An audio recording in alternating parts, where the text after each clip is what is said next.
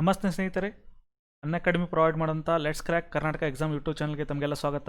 So ಇವತ್ತಿನ ಕ್ಲಾಸಲ್ಲಿ ನಾವೇನು ಮಾಡ್ತೀವಿ, ಸ್ಟಾಫ್ ಸೆಲೆಕ್ಷನ್ ಕಮಿಷನ್ 2020 ಸೊ ಸಿಬ್ಬಂದಿ ನೇಮಕಾತಿ ಆಯೋಗ ಹೊರಡಿಸುವಂಥ ಹೊಸ ನೋಟಿಫಿಕೇಶನ್ ಬಗ್ಗೆ ಡಿಸ್ಕಸ್ ಮಾಡ್ತಾ ಇದ್ದೀನಿ.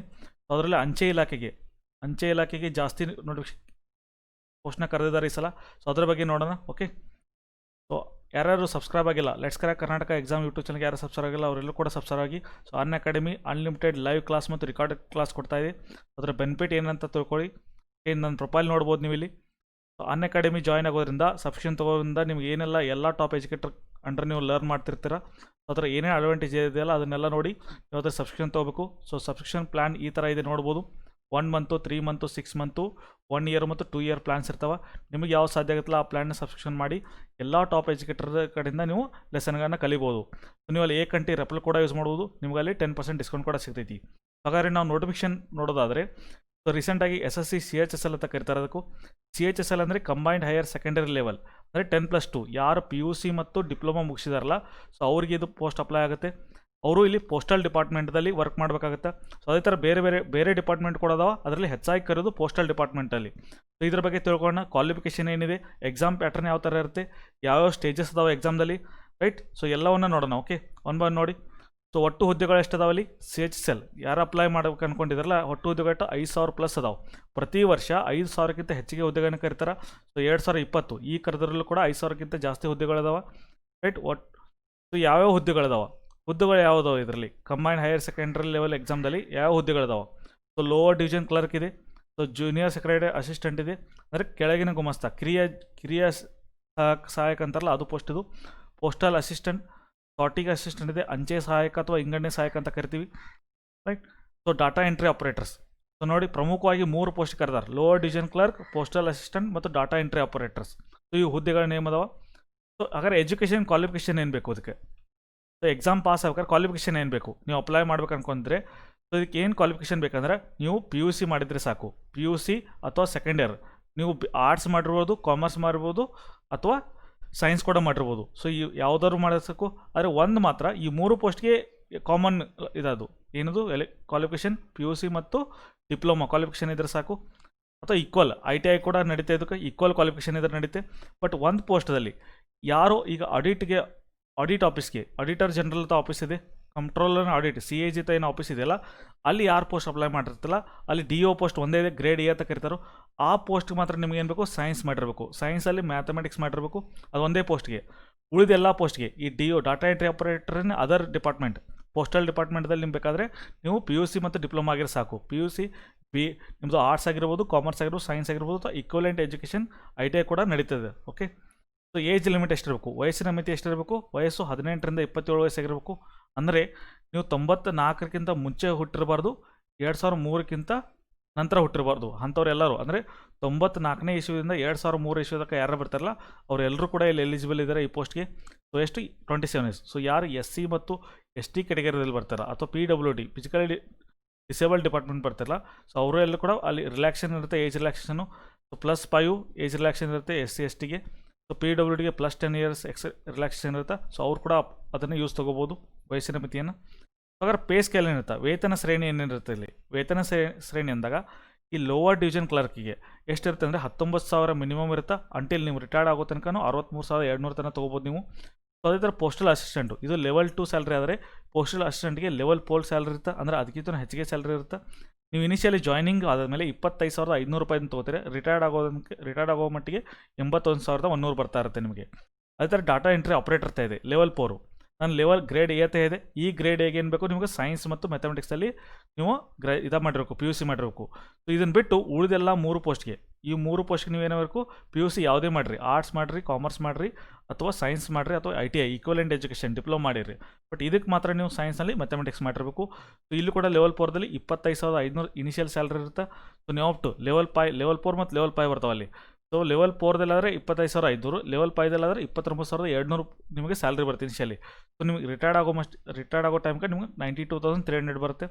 ಸೊ ಇಲ್ಲಿ CAG ಆಫೀಸ್ನಲ್ಲಿ ಕಂಟ್ರೋಲರ್ ಆಡಿಟ್ ಜನರಲ್ ನೀವು ಏನೋ ಡಾಟಾ ಎಂಟ್ರಿ ಆಪರೇಟರ್ ಆಗಿ ಹೋದರೆ ನಿಮಗೆ 25,500 ರೂಪಾಯಿ ಸ್ಯಾಲ್ರಿ ಇನಿಷಿಯಲಿ ಇರುತ್ತೆ. ಸೊ ರಿಟೈರ್ಡ್ ಆಗೋ ತನಕ 81,000 ರೂಪಾಯಿ ಸ್ಯಾಲ್ರಿ ಆಗಿರುತ್ತೆ, ರೈಟ್. ನೋಡಿ ಸ್ಯಾಲ್ರಿ ಚೆನ್ನಾಗಿದೆ. ಯಾರು ಎಕ್ಸಾಮ್ ಸೆಂಟರ್ ಎಲ್ಲಿ ಬರುತ್ತೆ, ನೀವು ಏನಾದ್ರು ಎಕ್ಸಾಮ್ ಅಪ್ಲೈ ಮಾಡಿದ್ರೆ ಎಕ್ಸಾಮ್ ಸೆಂಟರ್ ಎಲ್ಲಿ ಬರುತ್ತೆ ಕರ್ನಾಟಕದಲ್ಲಿ? ಬೆಳಗಾವಿ, ಬೆಂಗಳೂರು, ಹುಬ್ಬಳ್ಳಿ, ಕಲಬುರ್ಗ, ಮಂಗಳೂರು, ಮೈಸೂರು, ಶಿವಮೊಗ್ಗ, ಉಡುಪಿ. ಸೊ ಈ ಎಲ್ಲ ಪ್ಲೇಸಲ್ಲಿ ನೀವು ಎಕ್ಸಾಮ್ ಬರ್ಬೋದು. ಸೊ ಎಕ್ಸಾಮು ಆನ್ಲೈನ್ ಮೋಡ್ದಲ್ಲಿರುತ್ತೆ, ಆಫ್ಲೈನ್ ಮೋಡಲ್ಲ, ಆನ್ಲೈನ್ ಮೋಡದಲ್ಲಿರುತ್ತೆ ಫಸ್ಟ್ ಸ್ಟೇಜ್ ಒನ್. ಸೊ ಹಾಗಾದ್ರೆ ಯಾವ್ಯಾವ ಎಕ್ಸಾಮ್ ಸ್ಟೇಜಸ್ ಯಾವುದು ಎಕ್ಸಾಮ್ ನಡೆಸ್ತಾರೆ ಅಂದರೆ ಯಾವ ಎಕ್ಸಾಮ್ ನಡೆಸ್ತಾರಲ್ಲಿ? ಒಂದು ಕಂಪ್ಯೂಟರ್ ಬೇಸ್ಡ್ ಎಕ್ಸಾಮ್ ಇರುತ್ತೆ, descriptive second tier 2 descriptive paper ಇರುತ್ತೆ, tier 3 skill test or typing test ಇರುತ್ತೆ. ಈ ಕಂಪ್ಯೂಟರ್ ಬೇಸ್ದಲ್ಲಿ ಆನ್ಲೈನ್ ಮೋಡ್ ಇರುತ್ತೆ, ಇದು ಆನ್ಲೈನ್ ಮೋಡ್ ಎಕ್ಸಾಮ್ ಇರುತ್ತೆ. ಸೊ ಡಿಸ್ಕ್ರಿಪ್ಟಿವ್ ಅಂದಾಗ ಇದು ಆಫ್ಲೈನ್ ಮೋಡ್ ಇರುತ್ತೆ. ಇಲ್ಲಿ pen and paper mode, pen ಮತ್ತು ಪೇಪರಿಂದ ಬರೆಯುವಂಥ ಎಕ್ಸಾಮ್ ಆಗಿರುತ್ತೆ. ಅದು ಒಂದೇ ಪೇಪರ್ ಮಾತ್ರ ಆಬ್ಜೆಕ್ಟಿವ್ ಇರುತ್ತೆ, ಆಬ್ಜೆಕ್ಟಿವ್ MCQ ಇರುತ್ತೆ, ನೀವು ಟಿಕ್ ಹಾಕಿ ಬರಬೇಕು ಇಲ್ಲಿ ಆನ್ಲೈನ್ ಮೋಡಲ್ಲಿ. ಟೈರ್ 3ದಲ್ಲಿ ಸ್ಕಿಲ್ ಟೆಸ್ಟ್ ಅಥವಾ ಟೈಪಿಂಗ್ ಸ್ಕಿಲ್ ತಗೋತಾರೆ. ಸ್ಕಿಲ್ ಟೆಸ್ಟ್ ಅಂದರೆ ಡಾಟಾ ಎಂಟ್ರಿ ಆಪರೇಟರ್ ಯಾರು ಅಪ್ಲೈ ಮಾಡಿರ್ತಾರೆ ಅವರಿಗೆ ಸ್ಕಿಲ್ ಟೆಸ್ಟ್ ತಗೋತಾರೆ. ಟೈಪಿಂಗ್ ಟೆಸ್ಟ್ಗೆ ಯಾರು ಪೋಸ್ಟಲ್ ಅಸಿಸ್ಟೆಂಟ್ ಅಥವಾ ಜೂನಿಯರ್ ಅಸಿಸ್ಟೆಂಟ್ ಅಂತ ಸೆಲೆಕ್ಟ್ ಮಾಡಿದಾರಲ್ಲ ಆ ಪೋಸ್ಟ್ಗೆ ಟೈಪಿಂಗ್ ಟೆಸ್ಟ್ ತಗೋತಾರೆ ಇಲ್ಲಿ. ಓಕೆ, ಸೊ ಒಟ್ಟು 3 ಸ್ಟೇಜ್ ಇರ್ತಾವೆ. ಒಂದು ಕಂಪ್ಯೂಟರ್ ಆನ್ಲೈನ್ ಸ್ಟೇಜು, ಒಂದು descriptive pen and paper mode, last skill test or typing. Skill ಇರೋದು DOಗೆ ಡಾಟಾ ಎಂಟ್ರಿದವ್ರಿಗೆ, ಟೈಪಿಂಗ್ ಇರೋದು ಪೋಸ್ಟಲ್ ಅಸಿಸ್ಟೆಂಟ್ಗೆ. ಓಕೆ, ಸೊ ಹಾಗಾದ್ರೆ ಆನ್ಲೈನ್ ಎಕ್ಸಾಮ್ ಪ್ಯಾಟರ್ನ್ ಏನಿರುತ್ತೆ, ಎಕ್ಸಾಮ್ ಪ್ಯಾಟರ್ನ್ ನೋಡೋದಾದರೆ ನೀವು ನೋಡ್ಬೋದು ಇಲ್ಲಿ computer based examination. So pattern ನೋಡಿದ್ರೆ ಇಲ್ಲಿ ಒಟ್ಟು 4 ಸಬ್ಜೆಕ್ಟ್ಗಳು ಇರ್ತಾವೆ. ಸಬ್ಜೆಕ್ಟ್ ಯಾವುವು? English, general knowledge, general intelligence ಅಥವಾ ರೀಸನಿಂಗ್ ಅಂತ ಕರಿತೀವಿ. ಸೊ ಅದರ ಕ್ವಾಂಟು, ಬೇಸಿಕ್ ಅರ್ಥಮೆಟಿಕ್ಕು ಮತ್ತು ಜನರಲ್ ಅವೇರ್ನೆಸ್ಸು, GK. ರೈಟ್, ಒಟ್ಟು ಎಷ್ಟು ಕ್ವಶನ್ ಮಾರ್ಕ್ಸ್ ಇದಾವೆ? 25. ಪ್ರತಿ ಸಬ್ಜೆಕ್ಟ್ಗೆ 25 ಕ್ವಶನ್ 50 ಮಾರ್ಕ್ಸ್. ಅಂದರೆ ಪ್ರತಿ ಪ್ರಶ್ನೆಗೆ ಒಟ್ಟು 100 ಕ್ವಶನ್ ಇರ್ತಾವೆ. 100 ಕ್ವಶನು, ಪ್ರತಿ ಕ್ವಶನ್ಗೆ 2 ಮಾರ್ಕ್ಸ್. ಅಂದರೆ ಒಟ್ಟು ಎಷ್ಟು ಇರ್ತಾವೆ ಇಲ್ಲಿ? ಒಟ್ಟು 200 ಮಾರ್ಕ್ಸ್ ಕ್ವಶನ್ ಪರ್ ಇರುತ್ತೆ, 200 ಮಾರ್ಕ್ಸ್ ಇರುತ್ತೆ. ಅಂದರೆ ಪ್ರತಿ ಕ್ವಶನ್ಗೆ 2 marks. So English 25, reasoning 25, ಕ್ವಾಂಟ್ 25, GK 25. Right, so ಒಟ್ಟು ಎಷ್ಟು ಟೈಮ್ ಇರುತ್ತೆ? 1 ಅವರ್, 60 ನಿಮಿಷ. 1 ಅವರ್ದಲ್ಲಿ 100 ಕ್ವಶನ್ ಇರ್ತಾವೆ, 200 ಮಾರ್ಕ್ಸು. 100 question 200 marks. ನೋಡಿ. ಸೊ ಇದಕ್ಕೆಲ್ಲ ಇಂಗ್ಲೀಷ್ ಲ್ಯಾಂಗ್ವೇಜ್, ಜನರಲ್ ಇಂಟೆಲಿಜೆನ್ಸ್, ಕ್ವಾಂಟ್ ಮತ್ತು GK ಇರುತ್ತೆ. ಸೊ ಇಂಪಾರ್ಟೆಂಟ್ ಡೇಟ್ ನೋಡೋದಾದರೆ, ಇದಕ್ಕೆ ಪ್ರಮುಖವಾಗಿ ಡೇಟ್ ನೋಡೋದಾದರೆ ನೀವು ಡೇಟ್ ನೋಡ್ಕೊಳ್ಳಿ. ಅಪ್ಲಿಕೇಶನ್ ಡೇಟ್ ಯಾವಾಗ ಓಪನ್ ಆಗಿದೆ? 6/11 ಓಪನ್ ಆಗಿದೆ. ಸೊ 15/12 ಡಿಸೆಂಬರ್ 15 ತಾರೀಕು ತನಕ ಓಪನ್ ಇರುತ್ತೆ. ಸೊ ಲಾಸ್ಟ್ ಡೇಟ್ 15 ನೋಡಿ ಅಪ್ಲಿಕೇಶನ್ ಹಾಕೋಕ್ಕೆ.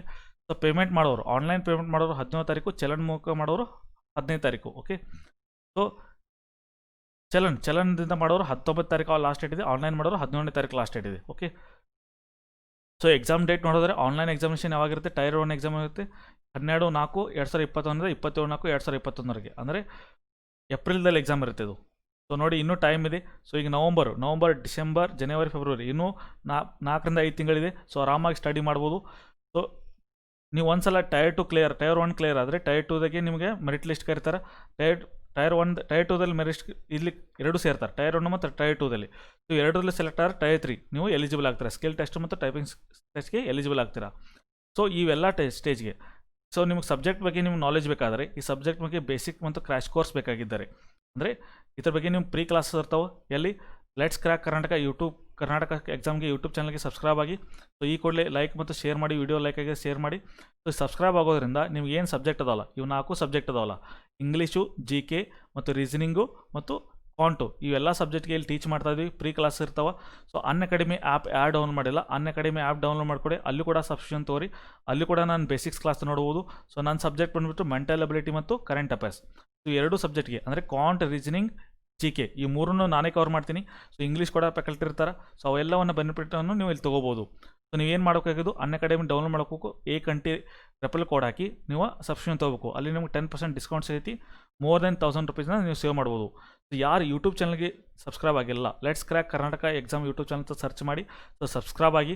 ಸೊ ನೀವು ಸಬ್ಸ್ಕ್ರೈಬ್ ಆಗೋದಂದ್ರೆ ನಿಮ್ಗೆ ಅಲ್ಲಿ ಪ್ರೀ ಕ್ಲಾಸ್ ಸಿಗ್ತಾವೆ. ಓಕೆ, ಸೊ ಎಲ್ಲರೂ ಅಪ್ಲೈ ಮಾಡಿ, ಯಾರು ಅಪ್ಲೈ ಮಾಡಿಲ್ಲ ಎಲ್ಲರೂ ಅಪ್ಲೈ ಮಾಡಿ. ಈ ಪೋಸ್ಟ್ಗೆ ಮೋರ್ ದೆನ್ 5000 ಪೋಸ್ಟ್ ಅದಾವ. ಸೊ ಇದು ಬೆನಿಫಿಟ್ ಇದೆ ನಿಮಗೆ. Okay, thank you.